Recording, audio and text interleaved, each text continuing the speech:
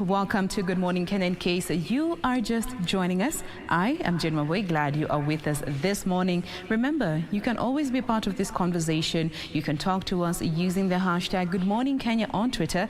My handle is Jain Wambui, and our official station handle is at KBC Channel 1 News. We welcome you to share with us your thoughts, as well as you can let us know where you're watching us from this morning. We will be getting to your feeds in a bit. But right now, as I mentioned earlier, we have fantastic conversations lined up for you, and we want to get started with our first conversation for the day. And this is all about the building codes for our country.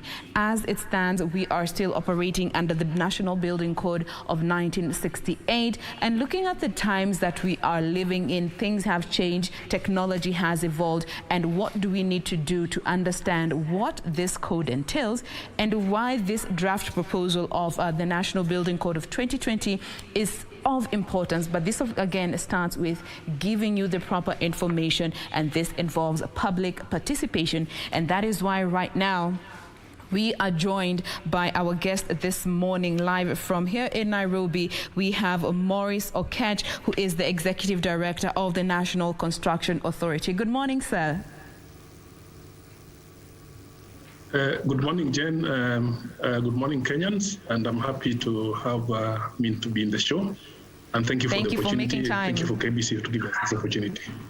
Absolutely. Thank you for making time to be with us this morning. And let's just dive right into it. Now, for the benefit of our viewers who could be getting to hear this conversation today for the first time, maybe we could start by understanding the mandate and the functions of the National Construction Authority.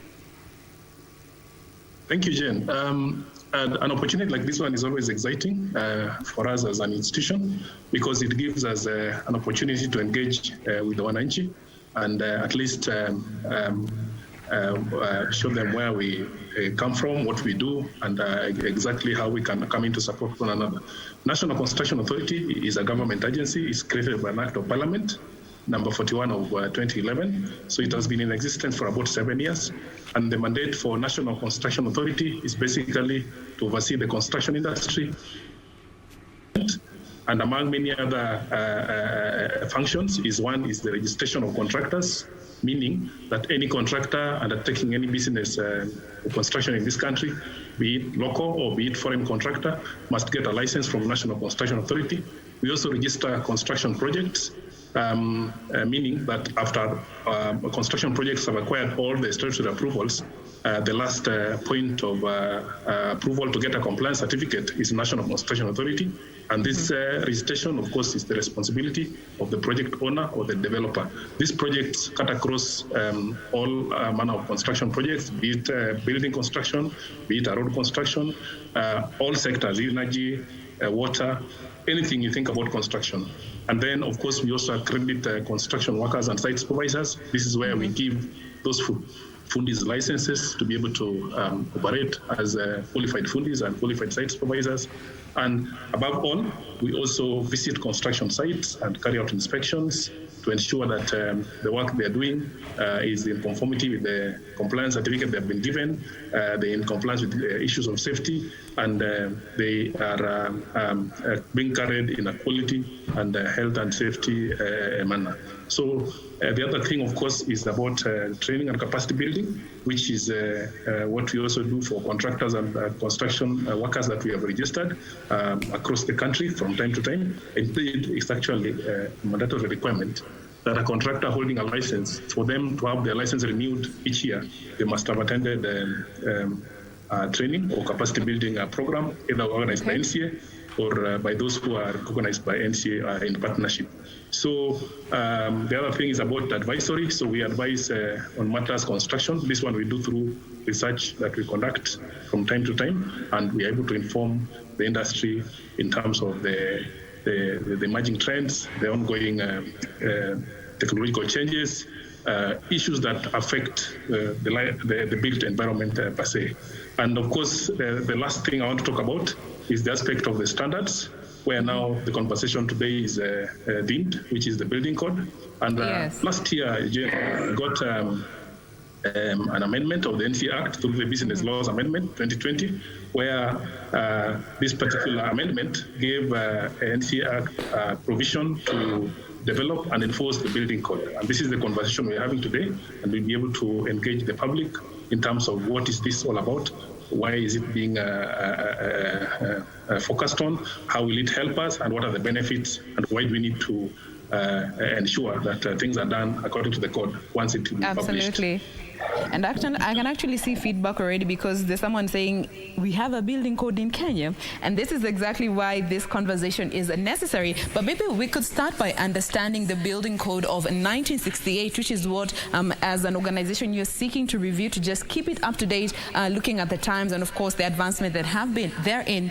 But tell us a bit about the current code that we are operating under, the building code of 1968, very briefly, for the benefit of our viewers once again.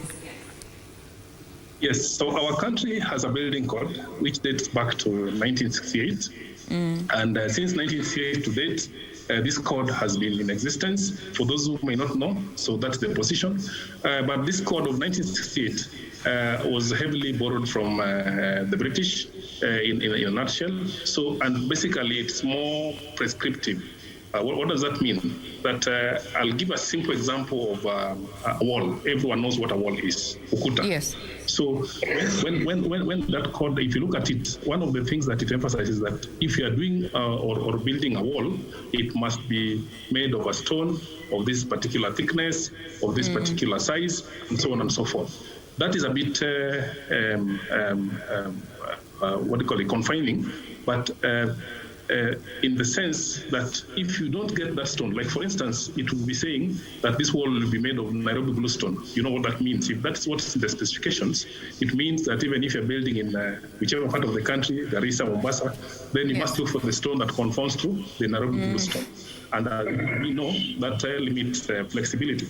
So the new code, it's attempting to move away from that and is more performance-based, meaning that it does not describe what the wall must be made of, but what performance requirements the wall must meet. So whether you make it's made of timber, whether it's made of whatever material, but it must meet certain performance requirements in terms of fire resistance, in terms of strength, durability, and many other aspects that are conforming to the wall performance. That gives an aspect of innovation in a sense.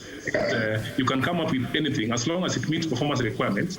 Then it will be defined, deemed to meet the standards, and then therefore it can be used for purposes of wall and can pass the test using the code that we are talking about.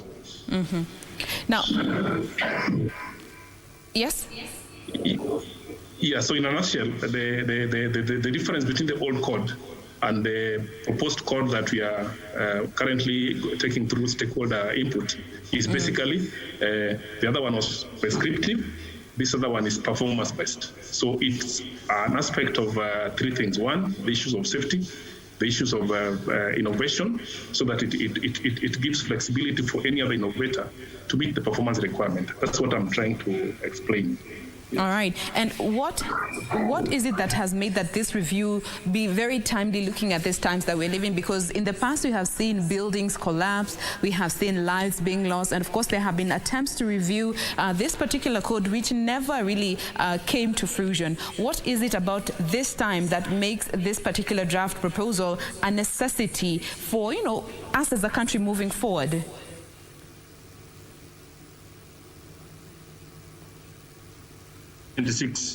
We had the first major collapse of a building in remember the Sunbeam, which collapsed around the CBD of Nairobi.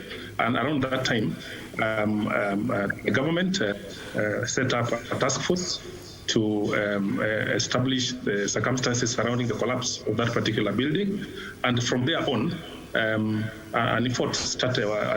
There was an initiative that was put together to be able to come up with a new standards or a new code that will be geared towards preventing such similar collapse. So from 1996 to date, a number of initiatives have happened through government spearheaded initiative. One of them, of course, is the introduction of the National Construction Authority, which is currently in place. The other one, of course, was also through a presidential directive, the introduction of National Building Inspectorate, which is a directorate under the State Department of Public Works, under the Ministry of Transport, Infrastructure, Housing, Urban Development and Public Works. And at the same time, there was also an initiative to come up with what we call National Disaster Management Unit, which is under the Ministry of Interior. So all these efforts are geared towards preventing and forestalling collapse. But for that to happen, then there need to be a reference point, which is a standard. So building code is basically a standard that now defines how things should be done in a manner and a way in which similar collapses should not occur. So fast forward, if you look at this code, it talks about the entire life cycle of a building. So it's talking about the aspect of promoting safety in construction works and health, as well as the safety of construction workers around and away from the construction works. But most so importantly, it's talking about the design, the construction, the operation, or that's the use of the building, the maintenance aspect, so that it maintains its functionality, and then even finally, once the building has outlived its usefulness, the demolition. So the code describes it from the entire life cycle. If you may think about a building before you see it, and a building after you've seen it, and now it has to go because something else has emerged, and maybe new designs or new buildings have to come in terms of upgrade.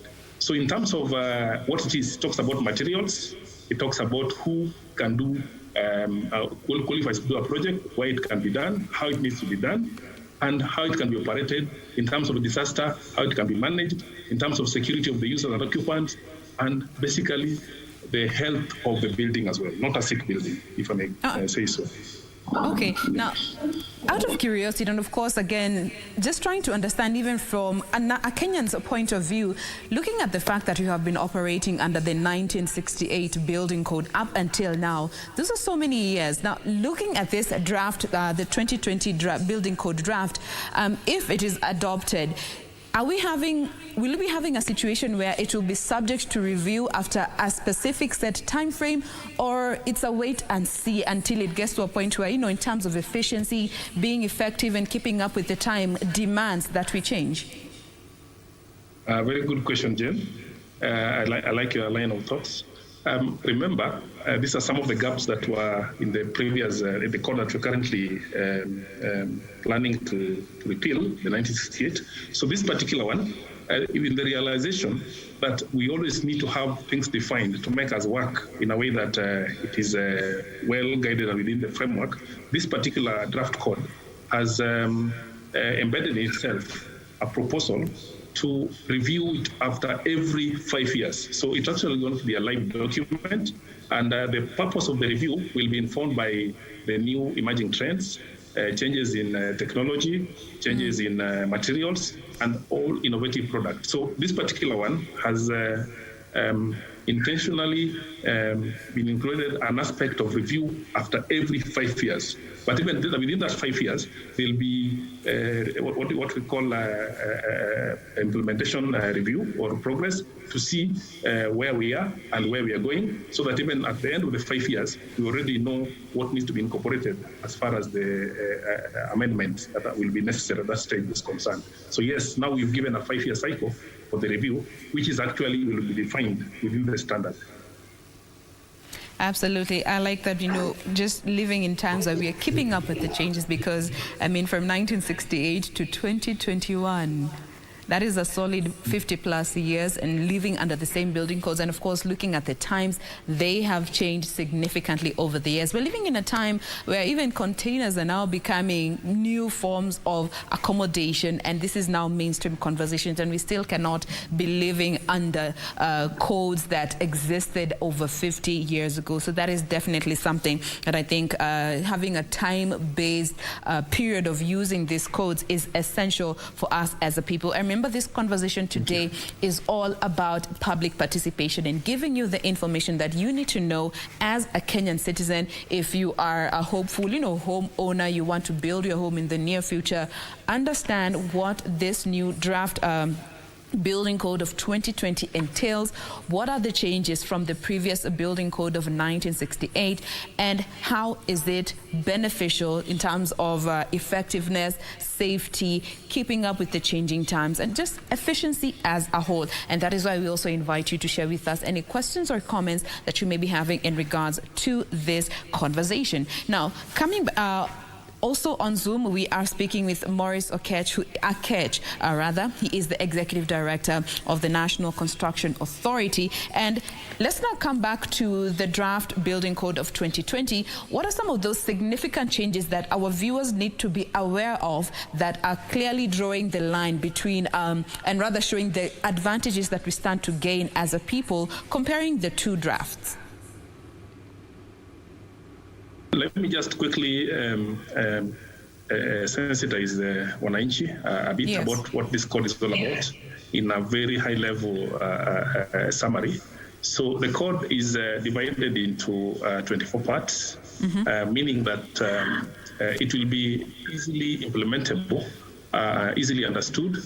And because we know we have so many actors or players in the construction industry, the purpose of structuring it that way is to ensure that each actor can actually pick the component that they're dealing with and then just implement. They may not need to carry the entire code, because the code itself, the document itself, is 356 pages, which is quite voluminous.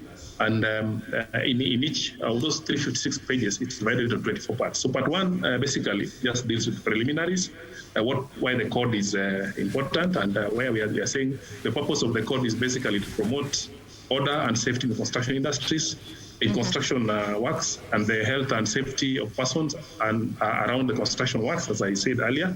And as I said, the scope is basically the entire life cycle of the building, the design, construction, operation, maintenance, and of course the final part, which is the demolition after the building has outlived its usefulness. Remember, each building has a lifespan. It also talks about the standards of building materials and the systems and services. Systems is a component of many things that form the building, and the services that come with it. And then, of course, the standards of how it needs to be operated, how the disaster needs to be managed around it, and of course, the safety and security of the users around the building occupancy. So part two is about where to put the building and the space around the buildings. Remember, I'm talking about the space outside the building. That's part two, where to place it and the things that are around that building. Part three talks about, because when you have a building, you also have to look at the integration with its use. So we're talking about the parking spaces, or how people will interact with the building in terms of use. Part four basically is how to prepare the site. So imagine how it's leading you from all the way, from the beginning to where we are headed. Then the other part talks about the building materials, which is also very important. Then part six talks about the design itself, now the structural design, because a building has an aspect of architectural, that is the space as we talked about, within and outside. And then we talk about the structural design that talks about the structural safety. How strong will it be in terms of those pillars, in terms of those slabs, and so on and so forth. Then part 7 talks about the space now within the buildings. We are talking about the floor spaces, the doors, the height, the ceiling height, so that when you stand, you don't have to walk while leaning. And so on and so forth. Look at all those things. We are talking about the other part 8, talk about the floor itself. Now, you know the floor that now carry you. When you walk, you're walking on a floor, either it's on the ground or fast. Then we are talking about walls as part 9. So it's taken all the way. Then we are up about part 10, which talk about lighting and ventilation. Sometimes you take this for granted. When the building is designed, there's an aspect of natural lighting or artificial lighting, and even ventilation, which means you need free ventilation, where air is able to circulate freely within the building. You don't want a building where you sit in and you feel you are what do you call it? You are choked. The air is not fresh, and so on and so forth. Then we talk about glazing and cladding as part 11. That is about the windows, about the appearance of the building. You don't want a scenario where the building next to you is giving you a lot of reflection that you're not even able to see, because maybe the sun is hitting it or directly hitting it in terms of reflection. The other part of 12 talks about staircases, lifts, and escalators. We sometimes assume that these things are automatic. Somebody may design a building with maybe ground plus one, and they forget to put staircases. So it is now defined there that a staircase must be provided, and even how the staircase, we call them the treads, the rises and the goings, so that the steps are not too huge or too small. When they are too small, again, they are health hazard. When they are too huge, again, of course, your knees will be suffering. Then the other part talks about roofs, because it has to be covered. And we cannot assume that naturally people will provide a roof. It must be defined within there. The other part, which is part 14, talks about water services, drainage, waste disposal, and stormwater around the building. Very, very important. Because when you talk about a building, you talk about holistic design. You talk about everything that needs the building to function and operate normally. Then we talk about electrical installations, which is part 15. Then the other part talks about landscaping. Remember, for a building to be properly used and designed, even around it, we need to have some good landscaping. Otherwise, if you forget to include this one, then people just be coming with their own ways. So landscaping is now properly defined and included in the proposed code. Then we have about the other aspect. Now the building is up and functional, but now we are talking about inspection and maintenance, which is will need to be periodic. And again, here we also prescribe, and provision of inspection of a building must be done after every 5 years. And there are various aspects of inspection. Some of them are just visual, some of them are structural, which means looking at even just like your health every year, you may want to go for a full diagnosis. Even here, a building will require that full diagnosis. And even the inspection around the building, because sometimes, maybe because of the development around that environment, flooding may occur after some years, but to avoid that flooding from occurring, we'll need to also assess and inspect the entire space so that even you don't have the risk of flooding around the building. Then we have also the other part that deals with waterborne waste disposal. That is disposal that is hazardous, like pit latrines, and so on and so forth. Then we have refuse disposal, which sometimes you take for granted. The things that you use in your kitchen on a daily basis, you've just maybe eaten, you peeled your fruits, and so on and so forth. You have these degradable disposal. How do we dispose them? All these have been defined. Then part 20 talks about universal access or requirements for differently abled people in terms of access. This is also important because we want a building which can be accessed by you and me and everyone else, regardless of their status. And this is very important. And that's why this code is also integrating with other acts of parliament or laws. It appreciates the Planning and Land Use Act. It appreciates the Environmental Management Act. It appreciates the Health and Safety Act, and all the other acts that interact with the construction environment, including the Disability Act. And the other part, which is part 21, talks about fire safety and fire installations. Very important. How do we ensure that we have adequate provision for fire suppression should they occur? Because they could occur, and this disaster will occur. The important thing is how do we mitigate them? You don't just wait until it occurs, then you start thinking about it. Then the other part 22, is talking about demolition of buildings. Again, when they're happening, they must be done in a way that they are safe. And sometimes you can carry demolition on a live building in the sense that even the power is not disconnected, and that demolition alone can cause disaster. Apart from just the structural collapse where it could fall on someone, there could also be an aspect that immediately you start touching on it, you may touch on a live wire and the whole thing explodes. So all this must be done in a safe manner. That's why all these are defined. And then part 23 talks about disaster risk management, which is also focusing on when you're designing, when you're planning, when you're preparing and doing the construction, how do you do it in a way that the disaster or potential disaster is mitigated or thought about it in terms of mitigation. And then part 24 is about the access roads around the building and other private roads. So these are very, very important aspects. Even defining the width of a road, because sometimes you may provide a road, but it's not sufficient and adequate for its use. So all these are defined in the code to make it more robust, more responsive to the needs of the environment, the changing trends or emerging trends of materials, technologies, and so on and so forth. Then lastly, we have 2 schedules which talk about the tables that will be used for the design. That means the parameters that you need as a designer, like things like, when you design, you don't design in a vacuum.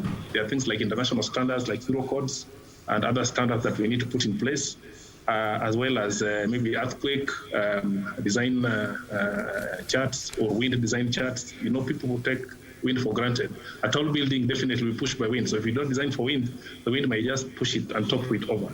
So it's because of the design that we see those buildings are standing, the safe design that is. The second schedule talks about basically other parameters that are important for a designer, like the minimum floor height. From one floor to another floor, what's the size of the door? You cannot assume that a door must be a certain width. That width is defined in the code because they have looked at the standards across the world and best practice, and so on and so forth. In a nutshell, is actually what the new code is all about, and is well structured. Anybody doing any design, like if you're doing fire safety only, you can pick the part of fire and deal with it. If you're dealing with the part of roads only, you can pick the road and deal with it, and so on and so forth. All right. Thank you so much for that breakdown. We do appreciate you for making time and giving us a proper overview of this particular draft of a building code draft of 2020. Thank you for being with us this morning. Thank you so much, Jain, and wish to get more opportunity, maybe to interact with the Kenyans better so that we can also get their questions, answer them. But we really do appreciate your time and opportunity. Absolutely. Thank you very much. We have been speaking with Maurice Akech, who is the Executive Director of the National Construction Authority. Be sure to have a look at this draft building code of 2020 to understand what it entails and what we stand to benefit as a country. Stay with us. We have more conversations coming up in a bit.